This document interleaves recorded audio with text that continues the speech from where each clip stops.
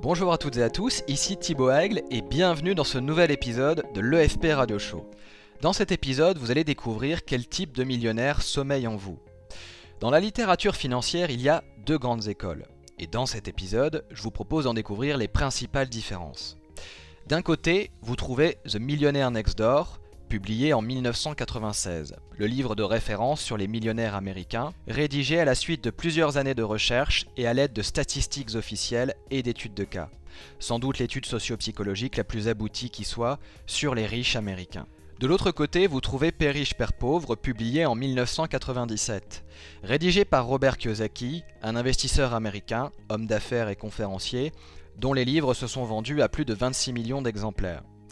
D'un côté, vous apprenez que le millionnaire américain a suivi sa vocation pour réussir. Il a choisi une profession qu'il aime et qui lui correspond. Une fois l'expérience acquise, le millionnaire américain se met à son compte pour devenir un travailleur indépendant.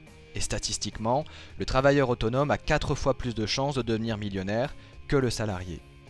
Pour Thomas J. Stanley et William D. Danko, les auteurs du livre, le millionnaire moyen est installé en profession libérale, médecin, avocat, notaire. Il vend son temps et son expertise et est rémunéré généreusement en conséquence. De l'autre côté, vous apprenez que si vous travaillez pour l'argent, vous ne serez jamais riche. Pour Robert Kiyosaki, vous devez comprendre comment utiliser au mieux votre esprit et votre temps pour atteindre le bien-être financier.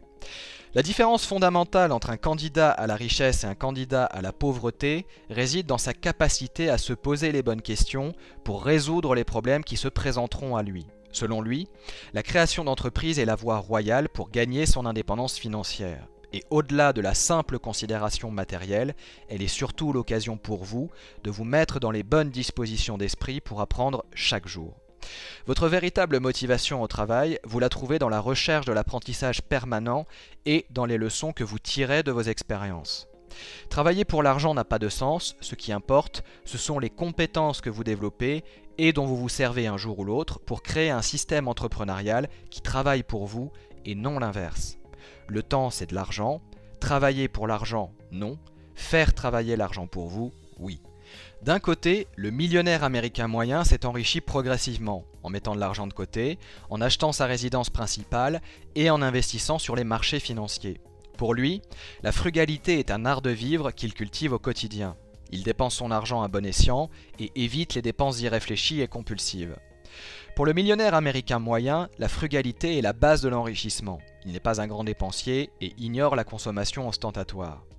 La recette du succès du millionnaire américain moyen est très simple, il atteint le premier million en budgétant précisément ses dépenses et en les contrôlant rationnellement. Et lorsque le premier million est atteint, il maintient son niveau de vie en l'état, ce n'est pas plus compliqué que cela. Le principal facteur explicatif de la réussite financière du millionnaire américain moyen tient à sa capacité supérieure à visualiser les bénéfices futurs de ses objectifs de vie. Mais le millionnaire américain moyen des années 90 doit aussi sa réussite financière à une bonne adéquation entre sa stratégie d'enrichissement et le contexte économique et financier des 30 années précédentes. Une période faste de croissance durable de l'économie et des marchés d'actifs, financiers ou immobiliers. De l'autre côté, Robert Kiyosaki s'est lui-même enrichi grâce aux actifs tangibles comme la création d'entreprises et l'investissement immobilier. Il a préféré se tenir éloigné des marchés financiers sur lesquels il estimait ne pas pouvoir exercer de contrôle direct.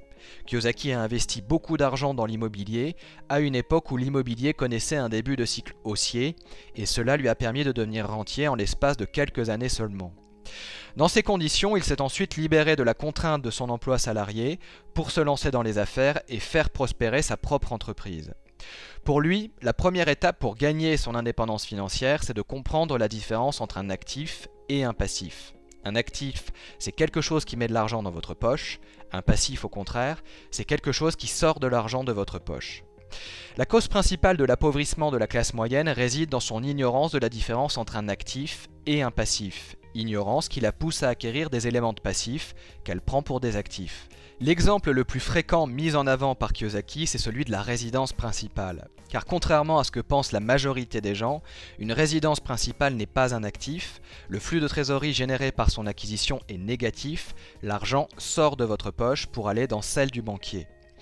La clé du succès pour gagner son indépendance financière, c'est donc de comprendre la différence entre un actif et un passif. d'acheter encore et toujours plus d'actifs pour générer des revenus réguliers, tout en maintenant ses dépenses à un niveau acceptable.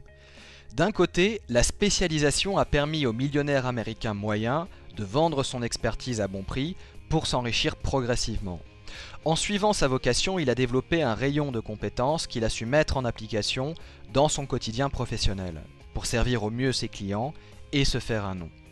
Le millionnaire américain moyen est un expert reconnu dans son domaine, et son succès tient à une spécialisation qui en fait un professionnel recherché et demandé. De l'autre côté, la spécialisation, c'est votre meilleur ennemi dans l'optique de l'indépendance financière. Le système éducatif forme des experts dans des domaines toujours plus restreints. La spécialisation est le principal écueil à éviter si vous souhaitez justement éviter de rester prisonnier des compétences développées dans un seul domaine. Au contraire, vous avez tout intérêt à redécouvrir la loi de Pareto pour maîtriser les 20% de compétences qui apportent 80% de la valeur ajoutée caractéristique de chaque discipline. Mais la principale différence entre le millionnaire d'à côté et le millionnaire Rich Dad est avant tout financière. L'objectif financier du millionnaire américain moyen, c'est de faire grossir la valeur nette de son patrimoine. L'objectif financier du millionnaire Rich Dad, c'est de faire grossir ses flux de trésorerie. D'un côté, votre résidence principale contribue à la valeur nette de votre patrimoine, mais lorsqu'un krach immobilier se produit, la valeur de votre résidence principale est divisée par 2 et la valeur de votre patrimoine en prend un sacré coup. De l'autre côté, vous continuez de percevoir des flux de trésorerie, quelles que soient les fluctuations de la valeur des actifs réels dans lesquels vous avez investi. Mais en cas de marché haussier, la valeur nette de votre patrimoine augmente moins rapidement. Investisseur valeur nette ou investisseur cash flow, à vous de voir quel type de millionnaire vous souhaitez devenir. Alors si vous avez aimé cet épisode de l'EFP Radio Show, eh bien n'hésitez pas à cliquer sur j'aime. Et si vous souhaitez apprendre à gagner votre indépendance financière et bénéficier notamment de plus de 2 heures de vidéos gratuites, eh bien il vous suffit de vous inscrire en cliquant sur le lien rouge et blanc qui s'affiche sur votre écran ou sur le lien présent dans la description de la vidéo juste en dessous. Et je vous dis à tout de suite de l'autre côté. Salut!